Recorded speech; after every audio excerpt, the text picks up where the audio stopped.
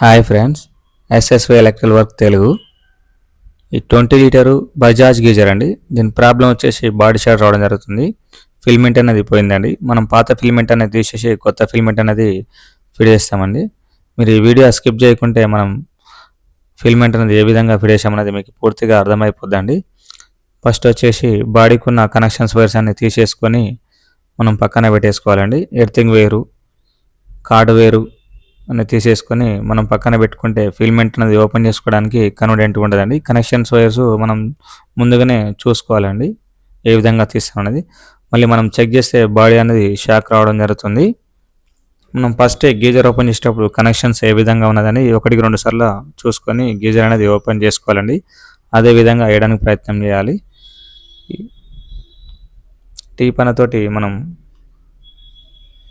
నట్ bolt అని ఇప్పేసుకోవాలండి. ఇప్పేసుకొని పైన ఉన్న ప్లేట్ తీస్తే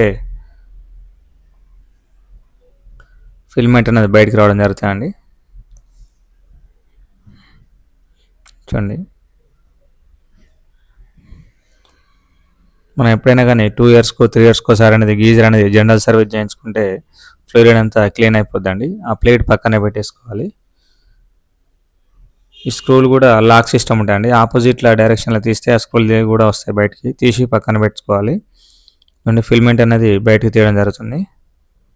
అండ్ ఫిల్మెంటు ఫ్లోరిడ్ బాగుందండి. ఫ్లోరిడ్ ఉండడం వల్ల కంటిన్యూగా గీజర్ వేసి ఉంచడం వల్ల కూడా ఫిల్మెంట్ తొందర పోయే అవకాశం ఉంటుందండి.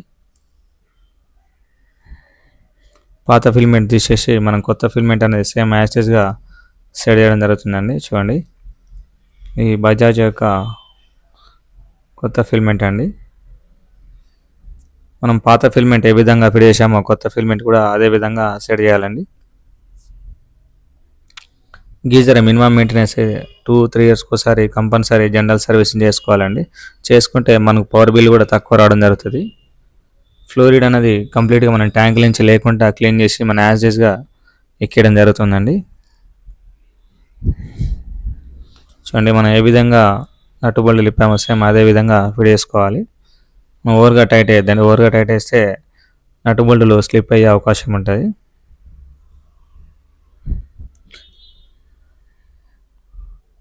ఓకే అండి, ఫిట్టింగ్ అంతా కంప్లీట్ అయిపోయింది. ఈ థర్మోస్టాట్ యొక్క కేబుల్స్, మనం తీసిన కేబుల్స్, థర్మోస్టాట్ అనేది యాజ్గా మనం ఫిట్ చేసుకోవాలండి. సేమ్ థర్మోస్టాట్కి ఆపోజిట్లో 2 స్క్రూలు ఉంటాయి. అవి ఎక్కిస్తే థర్మోస్టాట్ అనేది ఫిట్టింగ్ అయిపోద్ది. కార్డ్ వైర్ కూడా 2 స్క్రూలు ఉంటాయండి. ఎర్తింగ్ వైరు, కార్డ్ వైర్ కూడా ఫిట్ చేసుకోవాలి. ఏంటంటే మనం గుంజినప్పుడు బయటకు రాకుండా అండి ఎర్తింగ్ వైర్ ఫిట్ చేసుకోవాలి. మెయిన్ రెడ్ బ్లాక్ వైర్ ఉంటాయి కదండి, ఫిల్మెంట్కి అనేది ఫిట్ చేసుకోవాలి.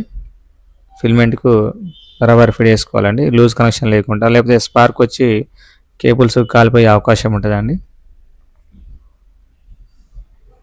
ఎప్పుడైనా గీజరు ఎక్కువసేపు వేసి ఉంచకూడదండి. వేసి ఉంచితే ట్రిప్ అయ్యే అవకాశం ఉంటుంది. మనం బాడీ షాక్ అనేది మళ్ళీ ఒకసారి చెక్ చేసుకొని గీజర్ అనేది కంప్లీట్గా ప్యాక్ చేసేద్దామండి. గీజర్ అంతా కంప్లీట్ వర్క్ అయిపోయిందండి. ఎక్కువసేపు ఉంచడం ఆ ఫిల్మెంట్ అనేది తొందర పోయే అవకాశం ఉంటుందండి.